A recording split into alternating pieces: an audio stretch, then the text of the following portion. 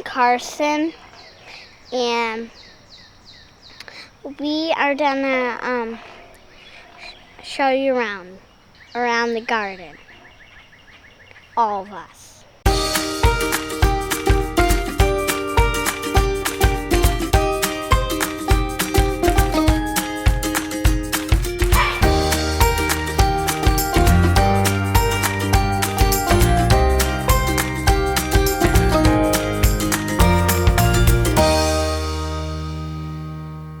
Hello, I'm Rachel, and tonight we are going to look at a beautiful garden, including my new garden this year. Let's go. This is where my turnips used to be. We have so many turnips. My mom has tried to grow turnips, and she usually only got one turnip that was this big. Mine ended up to be this big, and I got a bunch. How many? I don't know, we didn't count them, probably like 20. This is an early girl tomato plant. The early girl tomato plants are already green tomatoes. And they're probably going to be the first ones to be ready. That's why they're called early girls. Right here, is this a weed? I don't think so. I don't know what this is. Last time we thought something was a weed, we pulled it out, and that was a huge mistake. These, I believe, are weeds. Are you sure? Yes. That's a new flower I'm growing this year. I think it's called Rachel pulled 3 of them out over here. She thought they were weeds. No, she did not. They're right. It was some of Mommy's favorite flowers. Right here is a new tomato plant I'm trying this year. I've grown early girls lots of times. But it's called chocolate sprinkles. And this is probably about how big they'll get, and they're black tomatoes. Right here is another new tomato I'm trying. It's called Texas Star. They get really big, and they kind of look like some kind of tomato that my mom grows. I forget the name. This is a bachelor button. Beautiful blue flowers, but there was one that just opened, and we got hail on Sunday, so it knocked down all my flowers. Not all of them, but this is a zinnia, and that is a zinnia. These are some of my onion stalks, and we have over 200 onions. 200? Over 200, yes. What are we going to do with 200 onions? I don't know. Mom said that if I counted all the onions we have in our garden, there'd probably be like 200. Carson thought those were garlic and he ate the tops. Probably. Are they good to eat? You can. I mean, Mom cuts them up and put them in salad. They're spicy though. Those, you probably wouldn't want to eat the garlic flour. They're not okay. Well, the onions are good. A little spicy.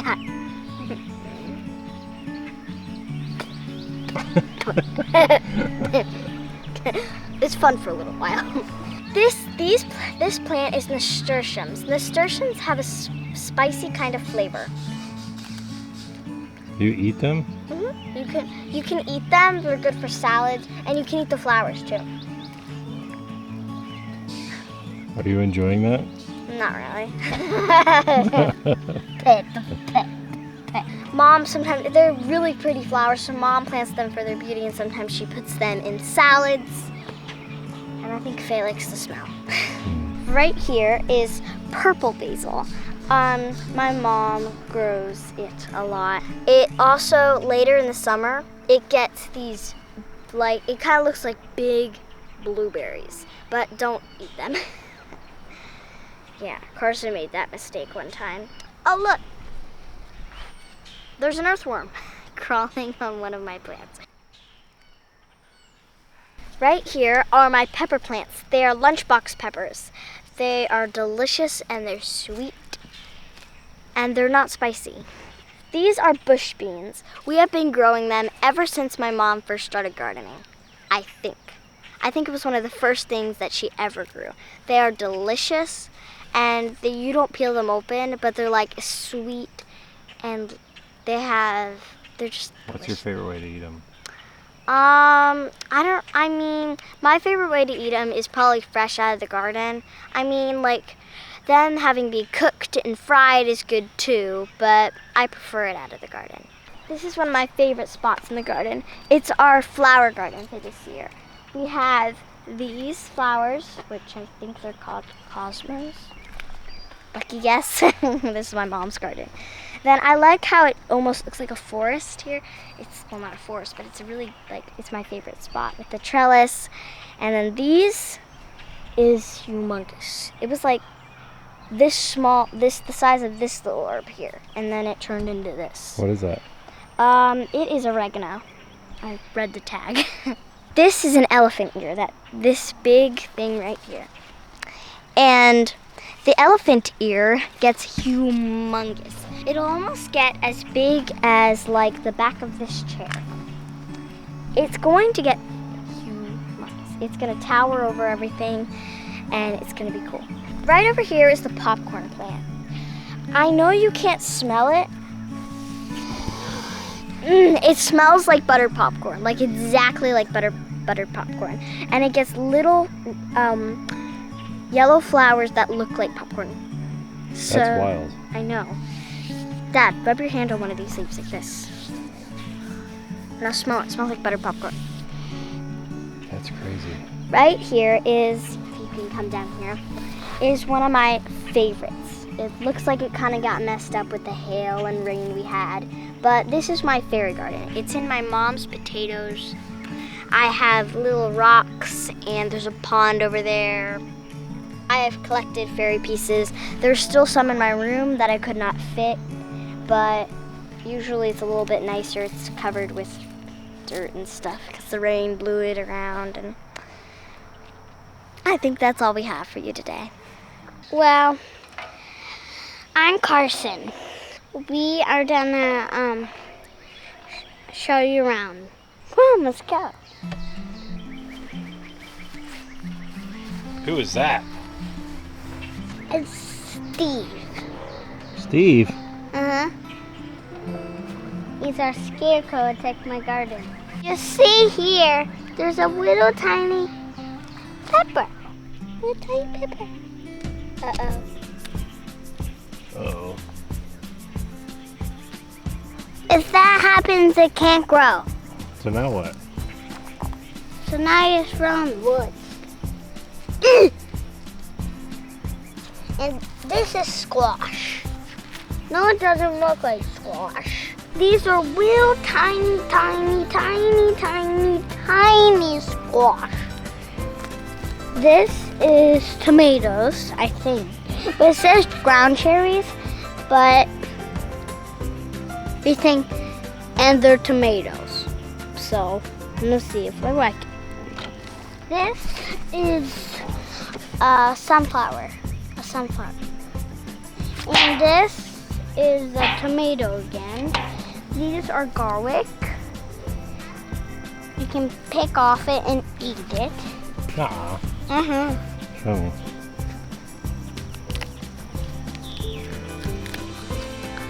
What is that? Garlic. And tastes like garlic. Well, flowers start like this, but these aren't the same one as the blue one. And then they turn into a different color and wrap like this one, but not blue. They can turn all kinds of colors. But these all, see those little tiny thingies? They are gonna turn into this. See the thing? You know what kind of flower that is?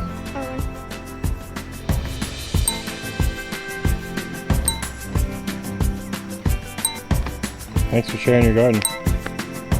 Mom, it's your turn. Welcome to my summer garden. I am so excited you're here. I'm excited to show you around and show you what I'm excited about growing this summer in my garden.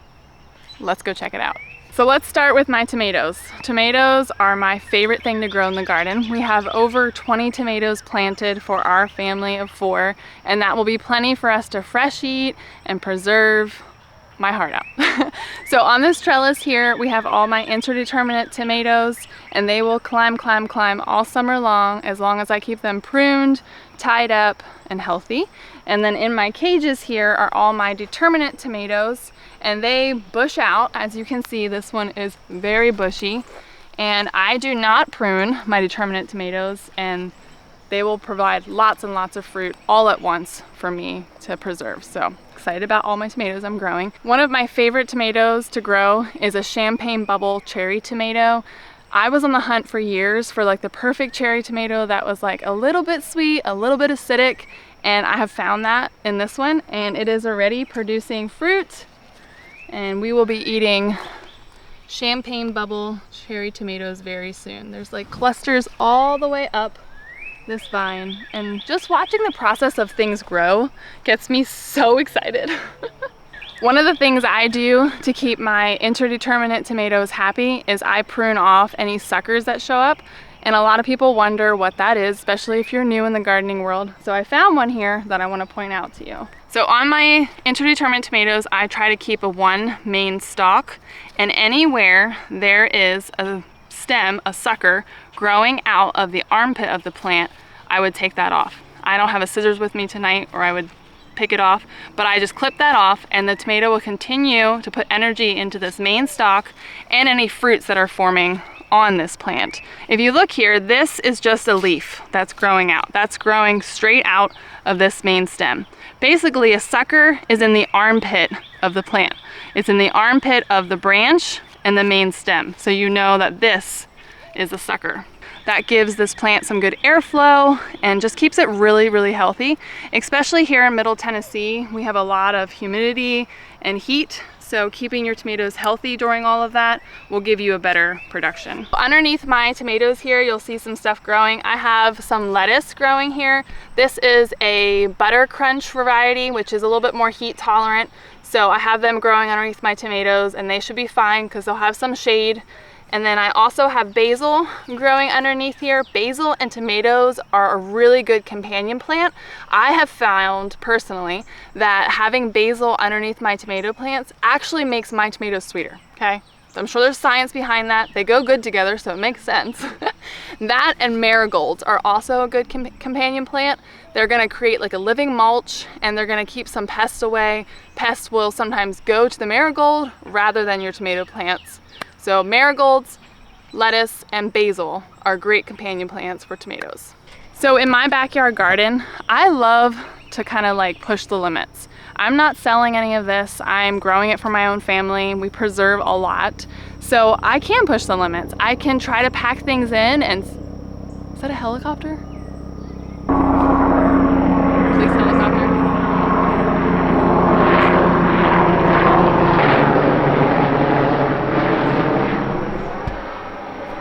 This is real life. I can push the limits, and I would encourage y'all to do the same. Just because you see something on Instagram or you see something on YouTube, don't feel like you have to stay in that box and do it that way. Try new things. Like if you want to try to grow things a little closer together and see how it does, take note of it. Did it work? Did it not? Or if you want to do something different than maybe your favorite gardener does, just try it. So I love doing that, and you will see some stuff super like tight in here, but I'm trying to maximize my space, and I'm also experimenting a little bit every year, which is just the fun of gardening because you're learning every year. It's cool. This is my row of bush beans. So my bush beans are green beans, for those of you that don't know the lingo. But bush beans will produce all of their fruit within like a 2 to 3 week span. Like you'll get a couple green beans before that and a couple green beans after. But majority of their harvest will go on all at the same time. I love that because we love to freeze green beans. I have a video if you want to check that out of how I do that process. I try to grow around 100 plants for our family of 4, and that gives me plenty to fresh eat and put in the freezer for us to last an entire year until next garden season. So something that does happen occasionally is you will have 1 or 2 runners in your batch. So right here, this guy's just wanting to send up a shoot and he's wanting to climb onto this rather than bush. That's fine, but I usually try to like just kind of keep it in with the rest of them. Next to the bush beans here, I have my row of hot peppers. You can kind of see the stakes that are in the ground and where they are. But basically, why my peppers are so close to my bush beans is because the bush beans will be done and pulled out by the time my peppers really start to bush out and take off. So my plan is that it will kind of fill in that space a little bit. I was thinking ahead in that way.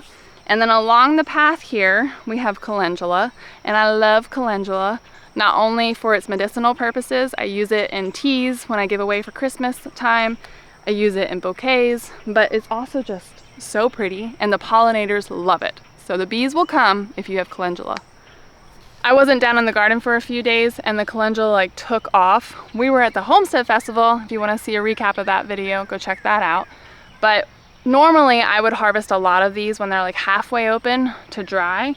But when they go all the way dry like this, I usually just try to deadhead them. And so I try to keep my flowers especially deadheaded, because when a plant produces seed like this, it thinks it's done and will stop producing flowers. So the more that you deadhead plants like this, the more flowers you get. And I just drop it. That's how I have volunteers in my garden next year. Along my path here, I have onions, and these are sets that I purchased from Tractor Supply. First time I ever grew onions was last year, and I bought sets, and they did amazing. But everyone always says that you should start your own seed, you get better onions.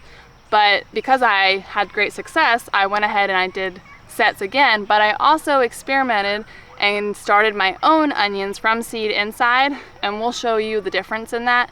And so far, I will say, the ones that I started from seed are bigger and look healthier. These are doing great, so my plan is I'll just use the Tractor Supply onions to like dice up and freeze. They'll freeze great. But something with onions, they send up a flower stalk sometimes, and you'll hear mixed reviews. Some people say, don't take this flower stalk off, like the onion's done, it won't produce anymore. Some people will say take it off. In my experience, I always snap them off. I should have a scissors, but snap them off. And last year I did this, and I got a really decent onion harvest last year. They did great. Just because someone says something doesn't mean you can try something different. So find what works for you. So these are the onions that I started from seed inside. I think it was like February, but they were planted out the same time my onion sets from Tractor Supply were. So you can see the difference there, and I probably will next year go with all starting my own seed. But sometimes you just gotta try stuff and see what works and what you like. So last year was our first year growing garlic, and we're completely obsessed now, and we'll always grow our own garlic. It tastes so different than store-bought garlic. So we planted 72 heads of garlic this year. They're looking amazing. Last year we harvested them, I think it was like late June. So once the leaves on the stalk, once like half of them are browned, you can see like down here, they're starting to brown. That's totally normal. Don't freak out if you see that. But once half of this stalk has brown leaves like that, they'll be ready to pull. And I did peek, because as a gardener, it's hard not to peek. So down here, you can see this big white bulb starting to form. My happy meter instantly went up. Anyway, I love it. Back here is my wild and free flower section. This will just be buzzing with pollinators this summer. Echinacea is a great pollinator flower for us here in Tennessee, and I have never seen so many bees as I do on an echinacea plant. So grow that.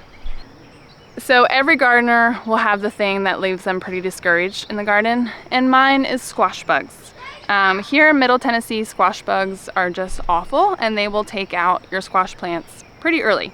So this year I tried something, and because we do like squash and I love to eat it and I love to freeze it for zucchini bread, I started some squash seeds inside and planted them out first. So this row right here that you can see super large is the first round that I planted in hopes that I would get ahead of the squash bugs a little bit.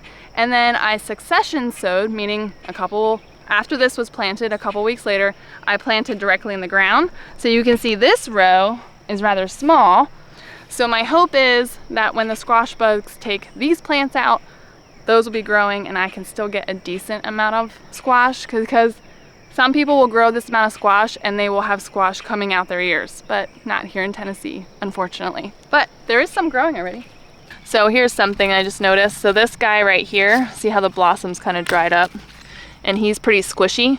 So that means that this flower did not get pollinated and it just didn't mature. So that's showing me that I need to come out here in the morning when the flowers are open and hand pollinate. We do have an old video of that if you want to check out how we hand pollinate. The kids always call it painting the flowers. He's been around forever. I think since the beginning, hasn't he? Yep, this house Yeah. been here since the beginning. Owie! This owl is to scare away the birds, but it doesn't work. Owie! You'll see random sunflowers all over the place. Those are ones I did not plant. They self-sowed from last year, so I'm just letting them go because they're pretty. They're not bothering anybody.